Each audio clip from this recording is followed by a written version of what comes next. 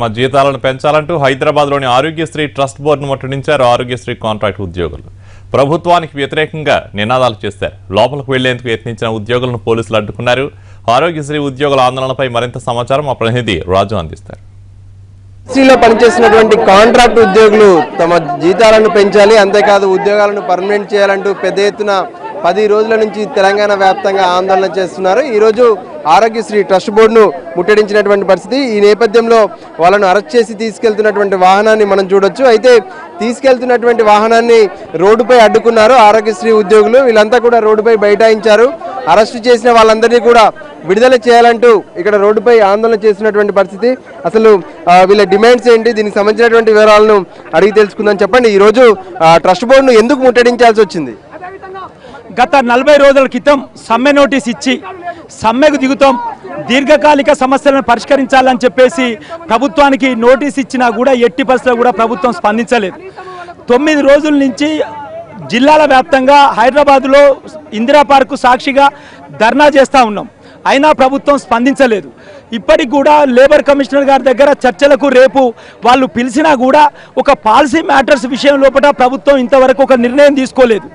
రాజీవ్ ఆరోగ్యశ్రీ పథకం 2007లో స్థాపించిన తర్వాత ఇప్పటి వరకు దేశంలో ఎక్కలేని విధంగా, రాష్ట్రాల్లో ఎక్కలేని విధంగా ఒక్కరోజు కూడా ఒక్కసారి కూడా జీతాలు పెంచకుండా వీళ్ళను శ్రమ దోపిడీకి గురి చేస్తూ ఉంది. ఆరోగ్యశ్రీ ఉద్యోగస్తులు అందరూ కూడా గ్రాడ్యుయేట్స్. ఇవాళ వాళ్ళందరూ కూడా హై కంప్యూటర్ స్కిల్స్ వాళ్ళు 5,900 జీతంతో ఇవాళ పనిచేస్తూ ఉన్నారు. అదేవిధంగా కాంట్రాక్ట్ లేబర్ యాక్ట్ ఏం చెప్తా ఉందంటే ఎక్కడైతే అవకాశం ఉందో అక్కడ వీళ్ళందరూ రెగ్యులరైజ్ చేయమని చెప్తా ఉంది.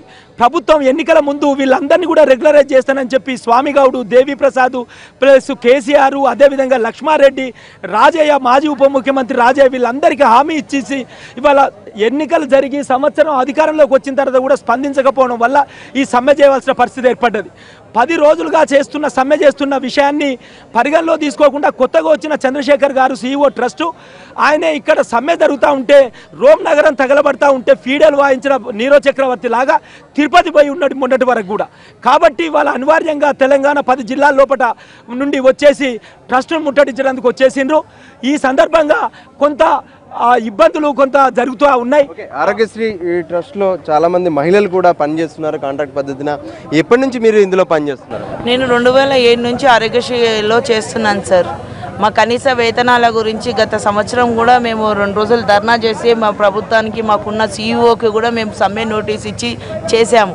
కానీ మీ డిమాండ్స్ మేము న్యాయబద్ధంగా ఉన్నాయి, మేము తీరుస్తామని చెప్పినారు. కానీ ఇప్పటి వరకు సంవత్సరం నుంచి ఎలాంటి డిమాండ్స్ తీర్చలేదు.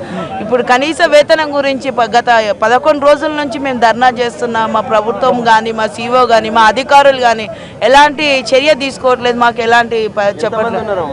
మేము 1800 మంది ఉన్నాం సార్.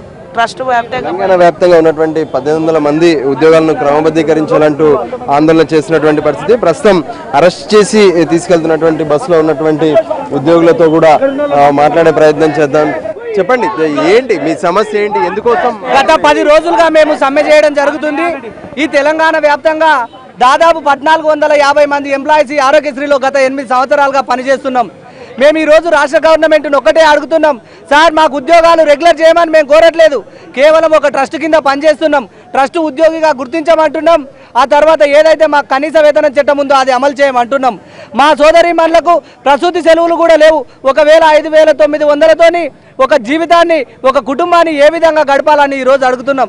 ఎంతో శాంతియుతంగా ఈ 10 రోజుల నుంచి మేము ఈ ఉద్యమాన్ని కొనసాగిస్తుంటే ఈరోజు మమ్మల్ని అరెస్టు చేయడం జరుగుతుంది. మేము ఒకటే చెప్తున్నాం, ఆరోగ్యంలో పనిచేస్తున్న మేమంతా కలిసి ఎమర్జెన్సీ సేవలకు ఎలాంటి ఇబ్బంది లేకుండా ఒక అహింసా పద్ధతిలో ఈ ఉద్యమాన్ని కొనసాగిస్తుంటే ఈరోజు మమ్మల్ని అరెస్టు చేస్తున్నారు.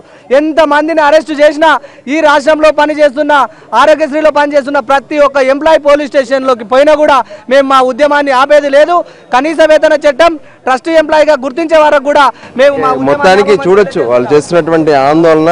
ఏదైతే అరెస్ట్ చేసి తీసుకెళ్తున్నటువంటి బస్సును మిగతా ఉద్యోగులంతా కలిసి ఇక్కడ అడ్డుకున్నారు. దాంతో రోడ్డుపై కొంత ఇబ్బంది జరుగుతున్నటువంటి పరిస్థితి. అయితే మేము 10 రోజులుగా ఆందోళన చేస్తున్నాము. ప్రభుత్వం నుంచి ఎటువంటి స్పందన లేకపోవడం వల్లే ఈరోజు ఆరోగ్యశ్రీ ట్రస్ట్ భవన్ ను ముట్టడించాల్సి వచ్చిందని చెప్పి కాంట్రాక్ట్ ఉద్యోగులు ఆరోగ్యశ్రీలో పనిచేస్తున్నటువంటి వాళ్ళంతా చెప్తున్నటువంటి పరిస్థితి.